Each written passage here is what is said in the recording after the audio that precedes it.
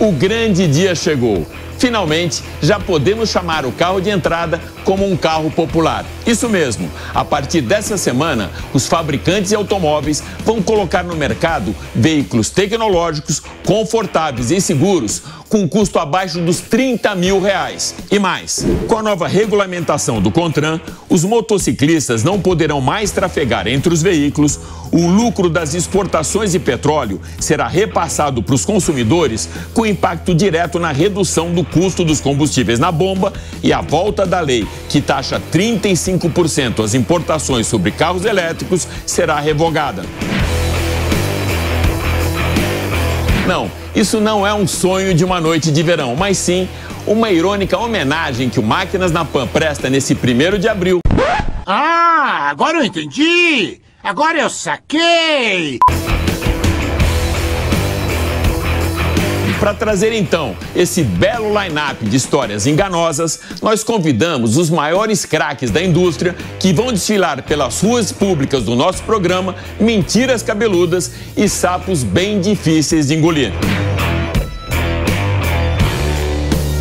Na mesma pegada de 11 homens, um segredo, o programa dessa semana terá 10 homens e uma mulher com muitas mentiras. Eu sou o Alex Rufo e essas mentiras e muito mais você vai acompanhar comigo nesses próximos 30 minutos aqui no Máquinas na Pan. Lembrando que agora você pode assistir o nosso programa também pela TV Jovem Pan News e pelas plataformas digitais da Jovem Pan. Então se ajeita bem aí no cockpit e aperte o cinto, porque o Máquinas na Pan dessa semana totalmente mentiroso está só começando.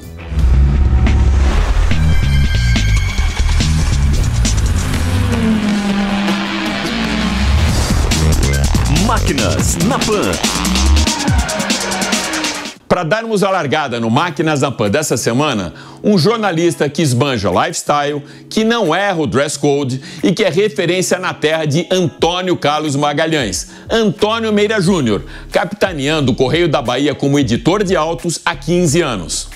Oi, Alex, é muito bom estar aqui de volta ao Máquinas na Pan, conversar com você, com o seu público, sobre esse tema que a gente curte tanto, que é a indústria automotiva.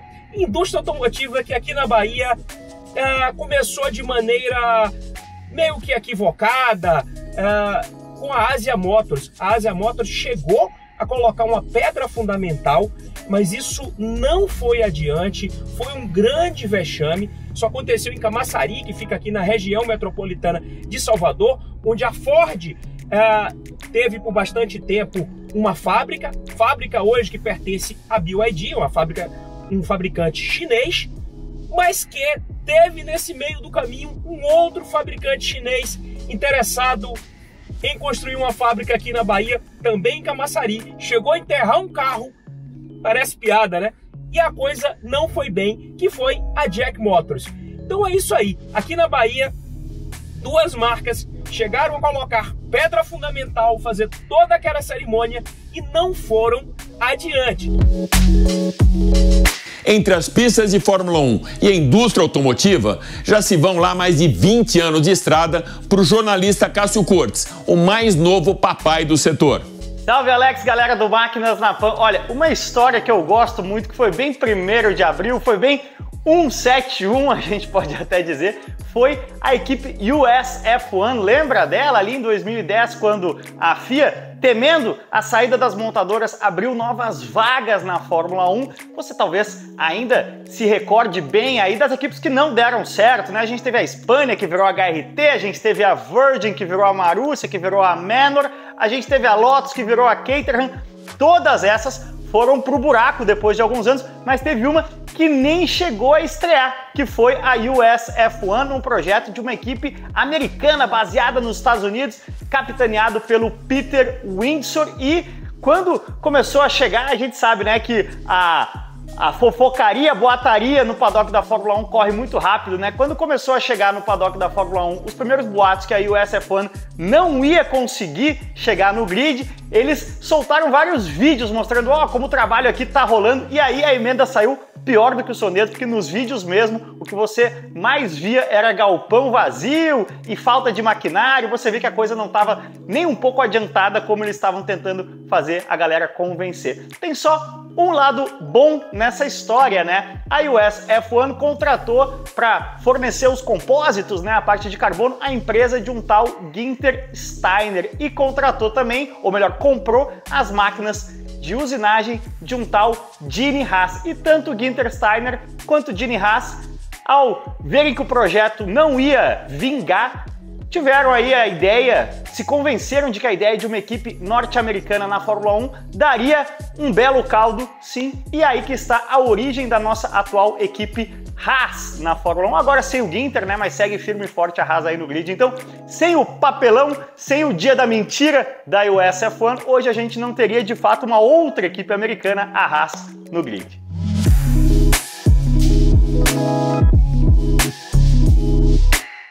O nosso próximo convidado, o engenheiro autoentusiasta Gerson Borini, já esteve do outro lado do muro, na prancheta e no chão de fábrica durante 37 anos. E há 5, aqui ao nosso lado, cobrindo a indústria com lançamentos de produto e também avaliando se a suspensão automotiva atual tem a mesma performance e eficiência daquelas que ele mesmo projetava. Ô Alex, tudo bem? Obrigado novamente por me chamar aqui para colaborar com você aqui no Máquinas na PAN. Mas uma das grandes enganações que eu tenho visto ultimamente, e como você sabe, eu sou, além de ser colaborador do site Autoentusiastas como editor de testes, eu sou também consultor na área automobilística. E várias empresas me procuram para fazer algumas assessorias, até algumas palestras que nós já fizemos algumas juntos, mas recentemente uma empresa fabricante de um economizador de combustível me chamou para tentar regulamentar ou validar esse novo dispositivo que eles tinham construído, desenvolvido, né? E ele jurava para mim que o consumo melhorava em torno de 40%. Bom, então essa empresa começou a me fornecer uma série de dados e eu comecei a fazer perguntas e mais perguntas. Bom, conclusão, eles desapareceram, não quiseram mais a minha assessoria e obviamente por quê? O economizador de combustível deles não era tão economizador assim, né? Os dados que eles mostraram para mim, o consumo não chegava nem a 1%. Se existisse um milagre desse, de conseguir fazer tamanha economia de combustível, você não acha que os fabricantes já estariam implementando isso em suas linhas de produção? Ou você acha que eles iam deixar essa mina, né, ou essa galinha dos ovos de ouro disponível aí para algum franco atirador ou algum aventureiro faturar em cima disso, né? Então, esse negócio de economizador de combustível é uma grande enganação que eu tenho visto por aí. Com muito bom humor, descontração e reverência, o meu parceiraço João Anacleto, do canal A Roda, pavimentou muito bem os seus 22 anos na estrada da indústria automotiva, acelerando na revista Carro, Car and Driver, UOL e Auto Esporte. Fala, meu grande amigo Alex Rufo, sempre um prazer participar com você aí do Máquinas na PAN, aí da Jovem Pan. Cara, essa história de carro prometido que não foi lançado existe desde que o mundo é mundo, né? Deve ter tido uns 20 protótipos de Ford T, por exemplo, que não chegaram à versão final. Indo aqui para a indústria nacional, cara, tem muita coisa. Por exemplo, o Gol BY, né? O Gol foi lançado como BX em 1980 e com a chegada do Uno em 84, fizeram um BY que nada mais era que um Gol BX encurtado, mais jeitinho de botinha. Teve também projeto de picape do Opala, nos anos 60, final dos 60, começo dos 70, que era meio que uma rememoração da El Caminho americana, que queriam fazer aqui, também não deu certo. E, como não podemos esquecer, a versão perua do Monza, né? Feita pela Invemo, mas que chegou a ser suscitada, porque o Monza tinha hatch e tinha sedã. Tem até algumas, tem umas fotos aí. A Chevrolet chegou a pensar em projetar isso, mas acabou não indo para frente porque tinha a Marajó e tinha a Caravan. E essa perua ficaria meio que no meio do caminho ali, muito mais próxima da Marajó do que da Caravan. E para eles, à época, não tinha espaço para isso. Olha, eu vou te falar, pensa num mercado que tem carro para 1º de abril. Grande abraço, Alex, muito obrigado pela moral de sempre e bom programa aí no Máquinas na Pan. De um João para o outro. 10 anos de indústria automotiva e um mega apresentador do Auto Mais, o meu querido e carismático João Brigato. A pedido do meu grande amigo Alex Ruff, eu vim aqui no meio de um grande lançamento para contar uma história muito legal para vocês de 1º de abril. Final de 1º de abril é conhecido como o dia da mentira, da lorota, de muita coisa. E a gente já teve muito disso na indústria automotiva. Então vou contar para vocês sobre a Mercedes-Benz Classe X. A Mercedes foi a primeira marca de luxo a entrar no segmento de caminhonetes médias, coisa que nenhuma outra marca fez. Só que em vez de ela usar o chassi da Sprinter ou todo o conhecimento que ela tem sobre caminhões, ela simplesmente pegou uma Nissan Frontier, mudou a frente, mudou a traseira, deu um tapinha no interior e achou que isso ia convencer muita gente de que ali tinha uma picape de luxo. A Classe X foi um fracasso gigantesco. Ela vendeu muito mal na Europa e durou poucos anos a produção. Era para ela ter sido vendida aqui no Brasil. A produção dela na Argentina, na fábrica da Frontier, já estava programada, já tinha unidades pré-série já produzidas, até treinamento de concessionária e vídeo release desse carro já estava pronto. Do nada, a Mercedes desistiu de vender esse carro aqui no Brasil, percebeu o fracasso que ia ser, meses depois tirou de linha na Europa. Talvez a Classe X seja o maior exemplo de fracasso automotivo nos últimos tempos. E é triste, porque é um carro com potencial gigantesco. Só que a Classe X deveria ter sido uma coisa, e ela foi outra. Ela era para ser uma caminhonete chique da Mercedes, um porte médio, para atuar num segmento que ninguém estava atuando. Mas a Mercedes errou no momento que ela quis fazer só uma Frontier mais chique. E ninguém comprou esse carro. Não foi à toa que Jorge Moraes conquistou 5 vezes o prêmio Jornalistas Mais Admirados do Brasil. Esse verdadeiro gentleman do setor automotivo esbanja conhecimento e carisma por onde passa. Com 28 anos de bagagem, o colunista do UOL e editor do site Auto Ranking certamente tem alguma boa história para contar pra gente. Fala Alex, fala audiência do Máquinas da Pan, é um prazer estar com você aqui mais uma vez. Aliás, eu sinto um orgulho quando estou por aqui, né? Porque o que tem de gente que fala que me viu na Jovem Pan, que me viu no seu programa, para mim é motivo de muito orgulho. E hoje a gente vai fazer um comentário muito direto, foi a saída da Ford do Brasil. Você acha que a Ford realmente saiu do Brasil? Não, ela fechou as fábricas, de fato. Notícia triste que infelizmente aí aconteceu e a gente sabe que o quanto de gente perdeu emprego, o quanto de gente ficou sem saber o que fazer, mas a Ford se reposicionou no mercado brasileiro. Ela passou a importar os carros, ela passou a ter um escritório de mais força para poder apostar nos produtos vindos da Argentina, vindos do México e vindos de qualquer lugar do mundo, porque ela agora pode trazer, pode importar, pode entender como vai fazer para que esse mercado funcione a seu favor. Então, até hoje a gente ouve, mas a Ford não saiu do país? Quem foi que disse a você que a Ford saiu do país? Quem foi que disse que isso aconteceu? Isso é outra mentira que você não vai acreditar. O que é que eu sugiro que você faça a partir de agora, gente? Passe a escutar os veículos de comunicação, você pode comparar um com o outro. Passe a também utilizar um pouco do seu bom senso, a sua perspectiva se você acompanha o mercado.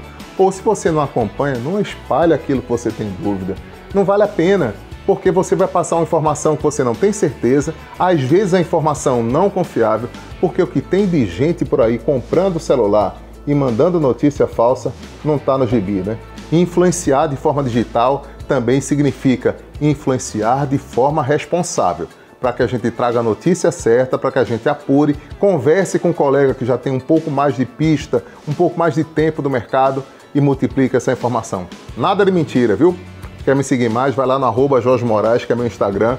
Ou então conversa com o Alex, que ele vai falar muito mais para você. Tchau, gente. Tchau, carona.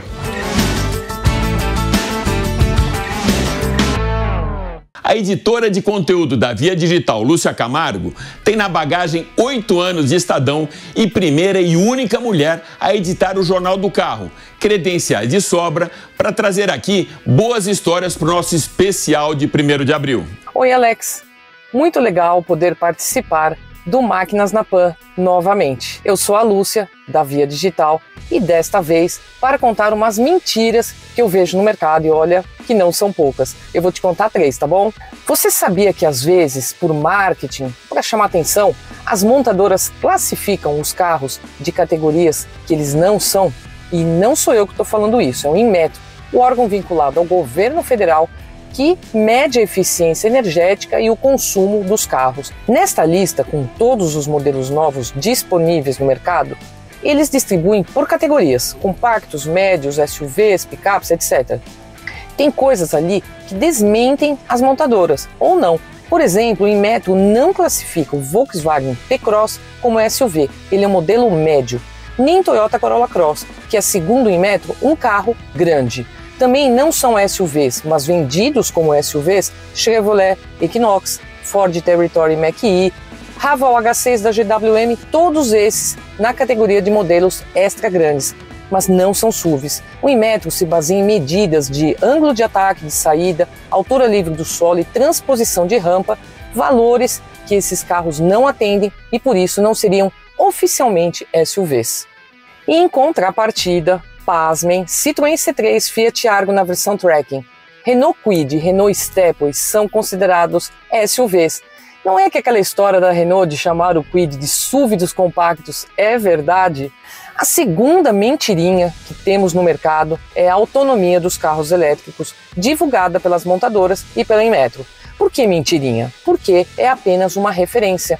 Como são importados, os computadores de bordo dos elétricos indicam uma autonomia baseada nas medições europeias e asiáticas, por exemplo, são superestimadas. Já o Inmetro checa os dados das montadoras, faz testes e depois certifica. Até usa um ar-condicionado para chegar a um consumo mais próximo da realidade. E o consumo dos elétricos pelo Inmetro é sempre por volta de 30% a menos do divulgado pelas montadoras. Nem sempre dá para se basear nessas autonomias e correr o risco de viajar com um carro elétrico e ficar sem bateria. Então, atenção ao comprar um carro elétrico. Você vai ter que aprender qual é a autonomia dele conforme o seu jeito de dirigir e onde você roda com esse carro, entre outros fatores que contribuem para o consumo. E por fim, uma das maiores mentiras é a balela do juro zero. Já foi pior, mas ainda tem pegadinha. Primeiramente, o juro zero só funciona com uma entrada alta, 60% a 80% do valor do carro. Em alguns casos eu vi que é obrigatório dar o seu usado na troca, ou seja, você vai ter que engolir a avaliação que aquela concessionária faz do seu carro na troca e geralmente em desvantagem com preço bem abaixo do mercado. E também colocam nessa conta taxas de abertura de crédito e cadastro que geram uma diferença pequena, mas é um valor embutido. Ou ainda a oferta não considera um desconto à vista e essa diferença pode ser justamente o juro que você não enxerga, mas está embutido no valor final. E sabe por que não dá para acreditar? Porque tem banco cobrando 25% de juros ao ano no financiamento. E eu questiono onde está a bondade do juro zero. Duvide de ofertas milagrosas, faça contas, pesquise. O carro é um produto muito caro para você comprar por impulso. É isso, aqui na Via Digital a gente sempre dá dicas para fazer uma compra feliz e como não cair nas pegadinhas nem no dia da mentira. Um beijo e até a próxima.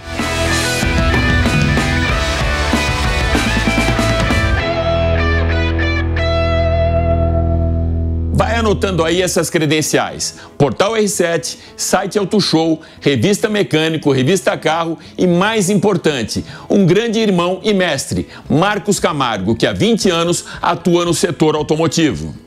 Olá, Alex e amigos da Jovem Pan. Boa ideia essa matéria de 1º de abril, eu gostei.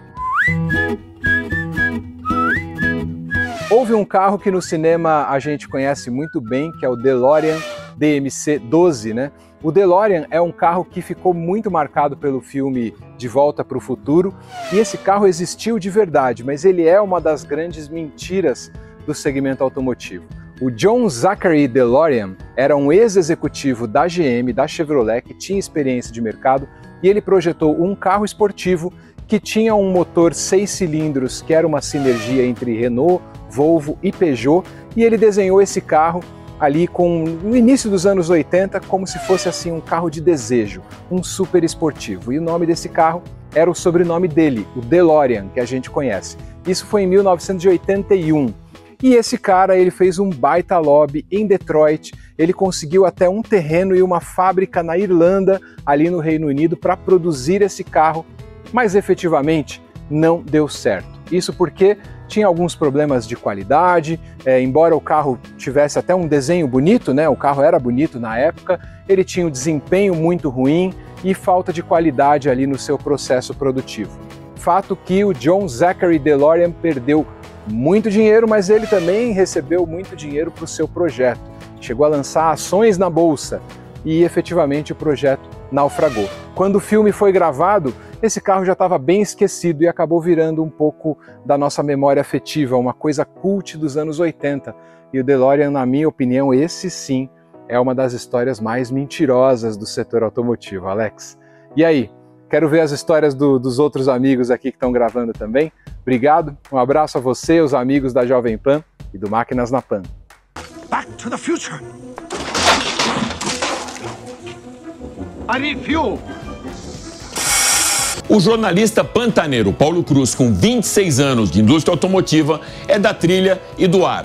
O Paulo fez parte do esquadrão da Força Aérea, especializado em busca e salvamento, chefe de comunicação da Base Aérea de Campo Grande e agora, depois de um pouso em terra, acelera forte no Auto News do SBT e CBN Motors. Fala, meu amigo, que privilégio mais uma vez estar aqui com vocês. E a minha história dessa pegadinha automotiva aconteceu lá em 2012 e faz parte da minha história, da minha carreira como jornalista e especializado em automóveis. Bom, naquele ano, em janeiro, a gente foi lá para o Salão de Detroit, né? Aquele evento bacana, muitas novidades sendo apresentadas, mas uma chamou a atenção de todo mundo, né? Principalmente pela possibilidade de chegar ao Brasil. Eu estou falando do Hyundai Veloster, que chegava com um estilão bem esportivo.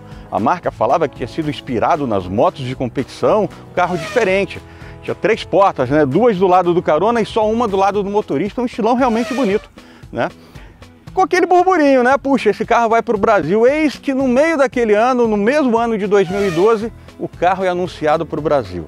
Ia custar em torno de R$87 mil, versões mais completas, que vinham com teto solar, roda de 18 polegadas, um modelo bem bacana. Eu, sinceramente, fiquei empolgado, né, por tudo que ele prometia entregar. Motor de 140 cavalos, com injeção direta de combustível e um desempenho bacana, que fazia jus ao seu estilo. Alex, esse, quando ele chega no Brasil, decepção, pegadinha. Veio com motor de 128 cavalos com injeção indireta de combustível. Levava aí eternos 12,8 segundos para chegar aos 100 km por hora, ou seja, números muito acanhados.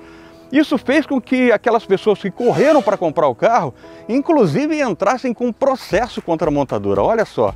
E a Hyundai teve que indenizar alguns clientes, devolver o dinheiro e ainda pagar uma grana, né? Indenização de danos morais, que as pessoas realmente se sentiram enganadas.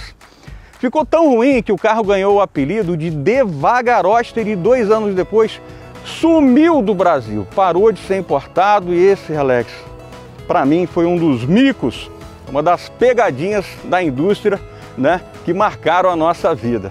Valeu! Imagina agora aquele cara que você pode ligar a qualquer hora e tirar qualquer tipo de dúvida sobre mecânica automotiva. Uma verdadeira enciclopédia do setor que esbanja conhecimento e humildade. Tarcísio Dias, da Mecânica Online, fecha agora esse nosso especial do 1º de abril com as melhores mentiras da indústria automotiva.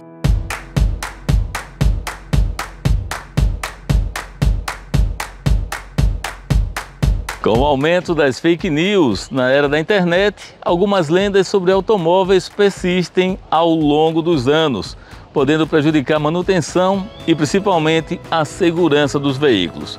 Por isso, Alex, vamos aproveitar para desvendar as principais mentiras sobre mecânica para manter o motorista bem informado e principalmente evitar possíveis danos ao veículo. Colocar aditivo no óleo é como jogar dinheiro fora. Os lubrificantes já possuem as substâncias necessárias para sua eficácia e aditivos podem causar reações químicas prejudiciais ao motor, comprometendo peças e aumentando o consumo de combustível. Contrariando a crença popular, motores 3 cilindros e turbo foram projetados para reduzir atrito, peso e consumo. São modernos e avançados, oferecendo desempenho eficiente. Práticas antigas não se aplicam a veículos modernos. Acelerar antes de parar não auxilia a lubrificação. Pelo contrário, pode causar danos e aumentar o consumo de combustível. Dispositivos como chips que prometem reduzir o consumo são falsos. Não há comprovação na indústria automotiva de sua eficácia.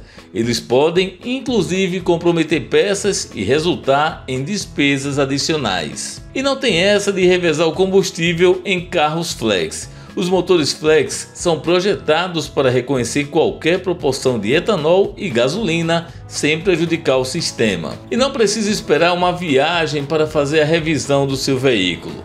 Todos os veículos possuem um plano de manutenção especificado no manual que deve ser seguido de forma regular por questões de segurança. E a segurança sempre em primeiro lugar. Nada de descer ladeiras com o veículo em ponto morto querendo economizar combustível. Na verdade, os veículos com injeção eletrônica consomem mais quando estão em ponto morto. Retirar o catalisador não melhora o desempenho, apenas aumenta a emissão de poluentes, comprometendo o meio ambiente e ainda pode causar danos no funcionamento do veículo. As suspensões dos carros são preparadas para passar em lombadas. Passar na diagonal, como algumas pessoas recomendam, pode prejudicar alguns elementos do sistema de suspensão, inclusive os amortecedores.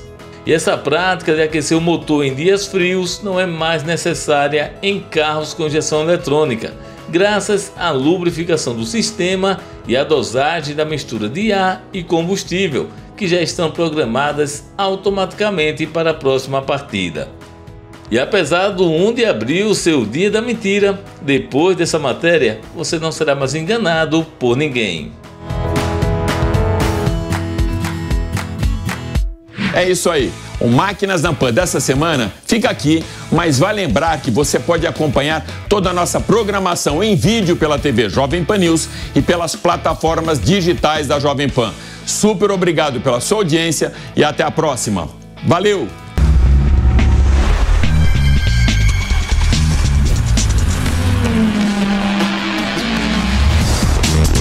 Máquinas na Pan.